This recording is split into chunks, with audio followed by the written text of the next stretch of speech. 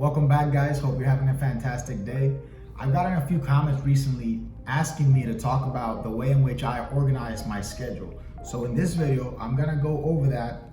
I'm gonna go over the way I do it, share some tips with you guys that maybe you can steal and apply for yourself. I like to keep it very simple when it comes to organizing my schedule, and I really only use one app, and it's Google Calendar.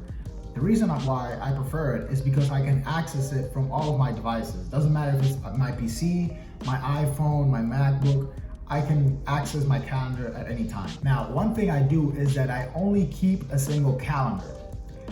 If you're working a 9 to 5, you very likely have a calendar that's provided with your corporate account. And my recommendation is that you keep track of everything in a single calendar, and that includes your personal items, your job meetings, your second job meetings, your side hustle task, whatever it is.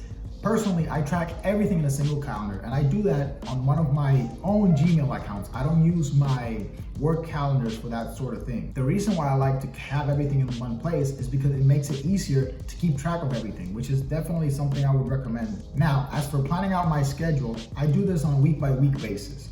So I open up, let's say, a blank calendar, a blank week, and the first thing that I put down on that calendar, which I would recommend you do as well, is I focus on the recurring tasks first. Anything that's already at a fixed time, that's repeating, let's say every week or every 2 weeks, anything that you already know beforehand what time is gonna happen on, those are the first items I would add on my calendar. And the reason I do this is because those are the fixed tasks. Everything else I then plan around that. So for example, let's suppose I have a meeting every Tuesday from 2 to 3. I would add, that would be one of the first things I add. Let's say I have a boxing class every Wednesday from 8 to 9 p.m. I would also schedule that in. Once those are in place, then I look into allocating time into other activities, such as if I'm gonna go out, if I'm gonna record a video, pretty much anything else that you want to set some time aside for. This also includes planning for holidays and weekends. Because something that trips a lot of people up is that they're really good at planning out what they're going to be doing Monday through Friday, but then their weekend is up in the air and they end up wasting the weekend. That's why a lot of people feel like the weekend just goes by in a flash, because they didn't really plan out what they were going to be doing. And when I say plan out, I'm not necessarily talking about just working through the weekend. If you want to set some time aside to, work on your side hustle, maybe record some content, whatever it is that you want to do, you can plan it out. Set maybe an hour or two early during the day, and then the rest of the afternoon on Saturday you can leave it open so you can go out and go to a restaurant, go out at night dancing, whatever it is that you like. But it's very important that you structure your off days, because otherwise you're not really gonna get the most out of them, especially if you're also an ambitious person trying to build something on the side, or you want to maximize your time. Another thing I do, which is something that I recommend anyone who has a disposable income available to do so, is to consider getting help for meal prepping and cleaning services, because these tasks, particularly during the week, Monday through Friday, they consume a lot of time. And if you're in a position in which you can outsource these tasks, that's going to give you a lot more flexibility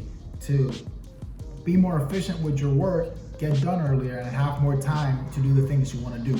In my case, since I work from home most of the week, I signed up for a meal prep program, so I take care of my lunch and dinner Monday through Friday, so I don't have to think about cooking or waste any time doing that. On the weekends, I have a little bit more free time, so if I go out, I'll eat something at a restaurant, or if I want to make something, I'll do it. Same thing with the cleaning services. Hire someone to maybe clean your apartment maybe once every week or every other week. That's something that also frees up your mental bandwidth. You don't have to worry about that, because these are tasks that are always going to need to get done, whether it's you or someone else. Now, I want to talk a bit about some potential issues you might run into if this is the first time you're going to be organizing your calendar. So number one is that most likely you'll find it challenging to estimate how long a task is going to take. This is something that improves with practice. To be honest, your first iteration of your calendar is not going to be the last, because we have to be real with ourselves. Life happens, and we can't account for 100% of the cases. Think of your calendar as more as a guideline so that you always have some idea of what it is that you should be or could be doing. Whether it's working, going out, enjoying yourself. I'm being serious. I plan out if I'm going out, I leave some free time during my weekends. So okay, from this hour to this hour, I'm just gonna go out and do whatever I want. I don't necessarily plan anything. I plan that it's my free time.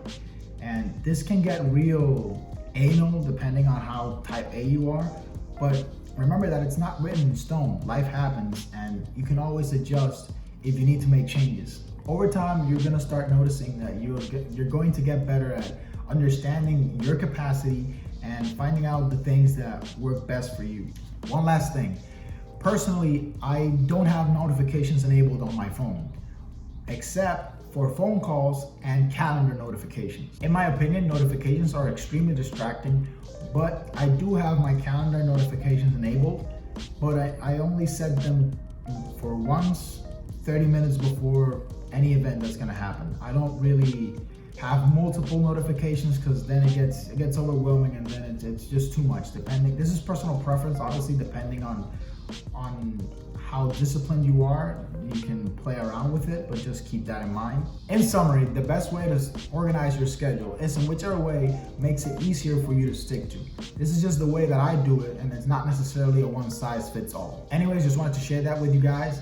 If you want me to talk a little bit more about this, or if you have any specific questions you would like to know, feel free to leave a comment down below. If you made it this far, thank you so much for watching. If you're new here, my name is Johnny. On this channel, I share my self-improvement journey and I talk about my experiences so that other people may learn from them. Consider subscribing if you have not yet done so. And as always, I'll see you in the next one.